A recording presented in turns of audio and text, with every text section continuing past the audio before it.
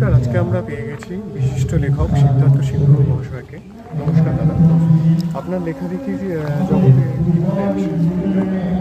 আসলে আমাকে যিনি পড়াতেন, আমার যিনি মাস্টারমশাই, তিনি কবি ছিলেন, কাস্তে কবি দীনেশ দাস। তো তিনি একদিন প্রচণ্ড মেরেছিলেন আমাকে। মারার পর আমি ঠিক করি যে উনি কবিতা লেখেন বলে বোধহয় এতটা রাগ।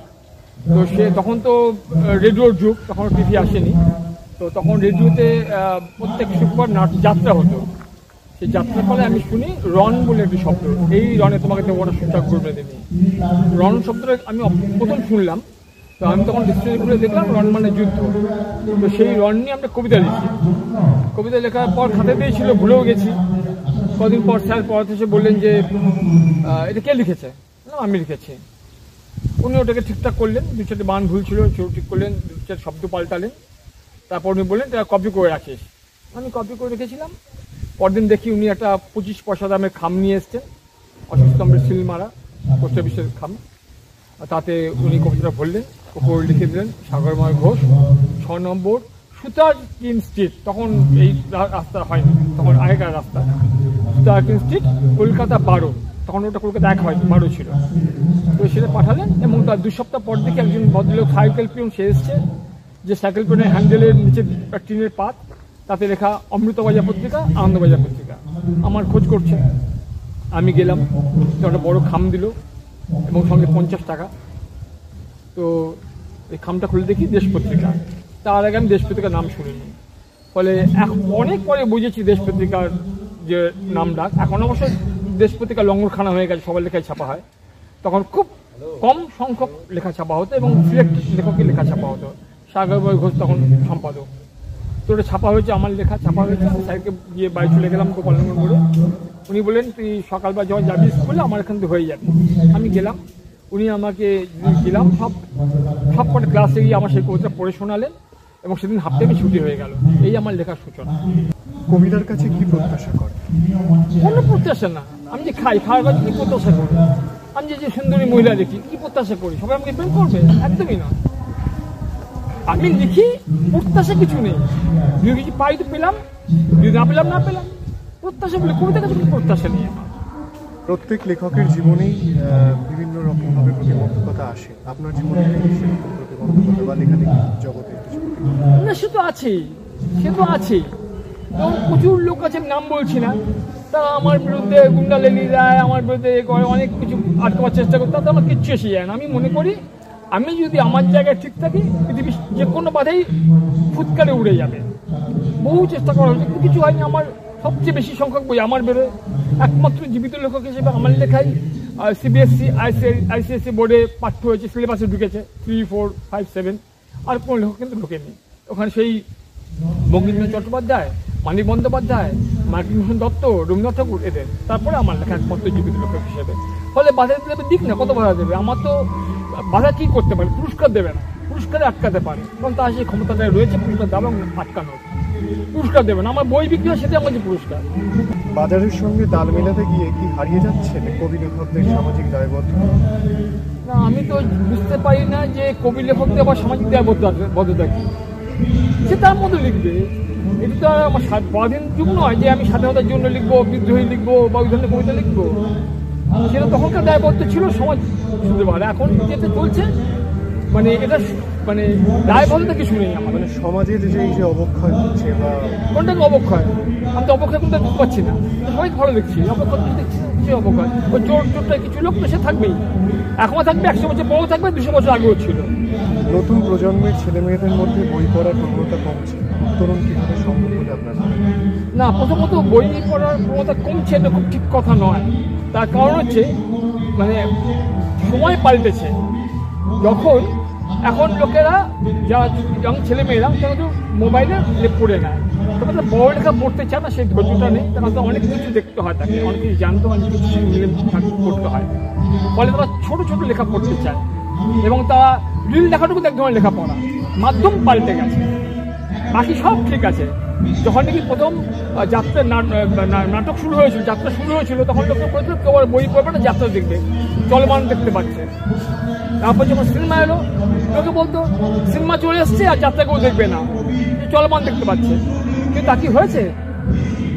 সবই চলছে, যাত্রা চলছে, নাটকও চলছে, লেখালেখিও চলছে, মাধ্যমটা পাল্টে গেছে। এরপর এমন সময় আসবে দেখবেন যে সব লেখা মোবাইলেই লোকে পড়বে, মুদ্রিত নয়, তো কমে যাচ্ছে মুদ্রণ, কাগজ সংকটের জন্য গাছপালা কাটা হচ্ছে দেখে মুদ্রণ ব্যাপারটাই উঠে যাবে আস্তে আস্তে। একজন তরুণ কবি বা লেখককে অভিষ্ট লক্ষ্যে এগোতে গেলে মূলত কোন বিষয়গুলো মাথায় রাখতে হবে বলে আপনার? প্রথমত বলি, কবির কোনো লক্ষ্য থাকে না।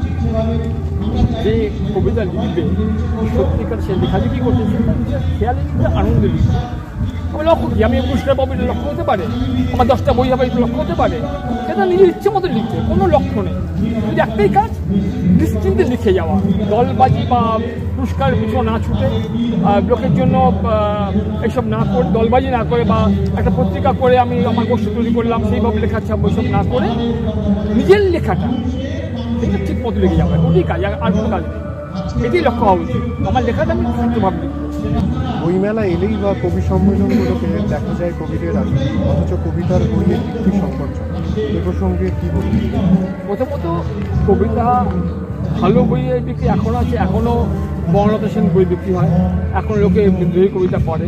যদি লোকে বুঝতে পারে এই লেখাটা ভালো, মুখে মুখে রটে যায় এই লেখাটা ভালো, কাউকে গিয়ে ঢোল পেটাতে হয় না।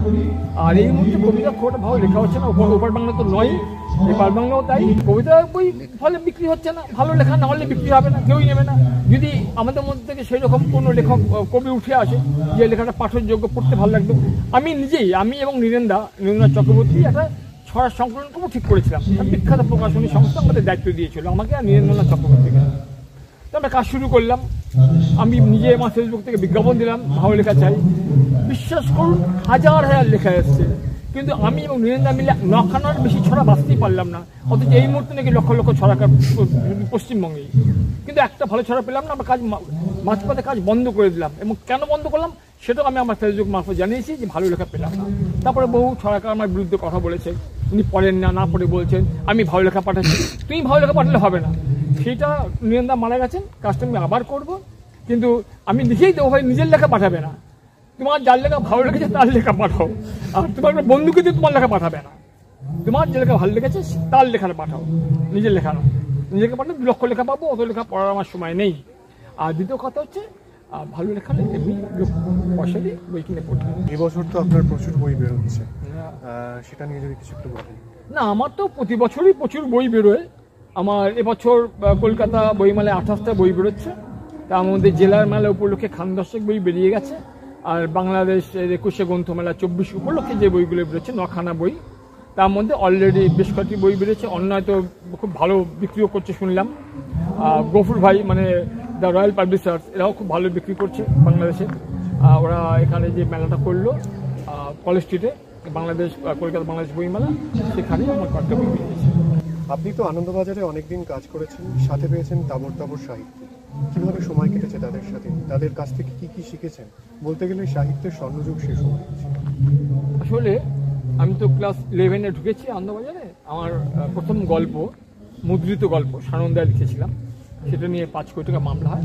তখন অরূপবাবু মানে আনন্দবাজারের যিনি মালিক, তিনি ডেকে পাঠান আমাকে, বললেন কী করেন? আমি বললাম আমি কলেজে পড়ি। বলে চাকরি করবেন? হ্যাঁ করবো, কাল থেকে চলে আসবো। এইভাবে চাকরি হয়েছে, এবং প্রথম আমার কাজ শুরু হয় রমাপদবাবু সহকারী হিসেবে। কারণ তখন মারা গিয়েছিলেন ওনার যিনি সহকারী ছিলেন রাধানাথ মণ্ডল, সেই জায়গায় আমি ঢুকি। এবং আমরা 4 জন এক ঘরে বসতাম, আমি, রমাপদ চৌধুরী, নীরেন্দ্রনাথ চক্রবর্তী আর দিব্যেন্দু পালিত। তো এদের আমি খুব ঘনিষ্ঠভাবে দেখেছি, এবং যারা লেখা আমি তো সম্পাদনা করেছি। আমার প্রথম সম্পাদিত বই হচ্ছে লীলা মজুমদারের সঙ্গে, শিশু সাহিত্যিক। তারপর নীরেন্দ্রনাথ চক্রবর্তী, রমাপদ চৌধুরী, শঙ্কর, সুনীল গঙ্গোপাধ্যায়, শীর্ষেন্দু মুখোপাধ্যায়, সঞ্জীব চট্টোপাধ্যায়, সুচিত্রা ভট্টাচার্য, শঙ্করলাল ভট্টাচার্য, তারপর রঞ্জন বন্দ্যোপাধ্যায়, এদের সবার সঙ্গে আমি কাজ যুগ্ম সম্পাদিত বই করেছি। আমার সম্পাদিত বইয়ের সঙ্গে 800, এবং এই লোকগুলোর সঙ্গে যারা লেখালেখি করেন মোটামুটি সমরেশ বসু থেকে শুরু করে সবার সঙ্গে অত্যন্ত ঘনিষ্ঠভাবে মিশেছি। আর নীরেন্দ্রের কাছে শিখেছি যেমন বানান, সেরকম রমাপদবাবুর কাছে খুব ভালো কথা শিখেছিলাম, সেটা আমি এখনই মেনে চলি। সেটা হচ্ছে আমি যেদিন প্রথম আনন্দবাজারে ওনার কাছে কাজ করতে গেলাম, উনি একটা কথা আমাকে বলেছিলেন আপনার যত ক্ষোভ যত রাগ আছে আনন্দবাজারে ঢোকার আগে দরজা বাইরে রেখে তারপর ঢুকবেন। আর দ্বিতীয় কথা হচ্ছে, আপনার শত্রু যদি ভালো লেখে তার বাড়ি বয়ে গিয়ে লেখা নিয়ে আসবেন। আর আপনার বন্ধুর লেখা যদি আপনা মার্ক না হয় তাকে হাত জোর করে বিদায় করবেন। সেটা আমি এখনও করি। আমি খারাপ লেখা মানে যেটা পছন্দ হলো না সে লেখা হাজারবার বিভিন্ন লোক থেকে অনুরোধ এলো, উপরও দিল, আমি সেগুলো বনায়াসে ফিরিয়ে দিই।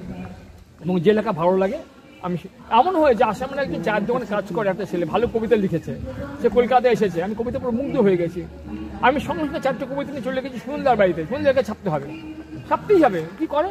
আর চায়ের দোকানে কাজ করে, তার লেখা সুন্দর কীর্তি ভাষা, তার পড়াশোনা, কিন্তু ছাপলেন। এই যে আমি ভালো লেখা পেলে এটা করি, আমার ভালো লাগে, এটা করতেও ভালো লাগে। রমাপদ বাবুর সাথে তো আপনি অনেকদিন একসাথে কাজ করেছেন, কেমনভাবে দেখেছেন তাকে কাছ থেকে? না, রমাপদ বাবুকে সবাই ভয় পেতেন।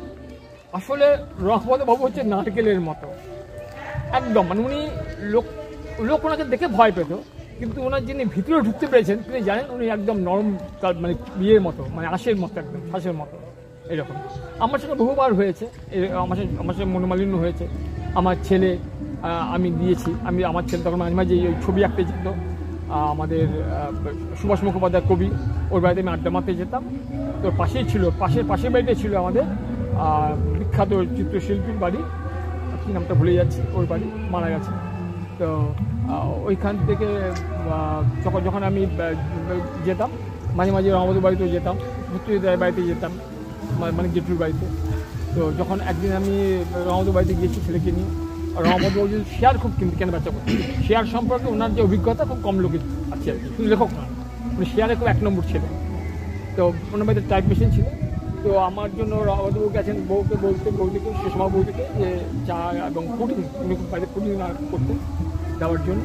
তখন আমার ছেলে কখন যে গুটি গুটি পায় সে টাইপ মেশিনে চলে গেছে, যে ঘটাং করে মারা শুরু করেছে, আমি খেয়াল করিনি। রমাপদ চিৎকার করে রয়েছেন ওখান থেকে, কে ওখানে?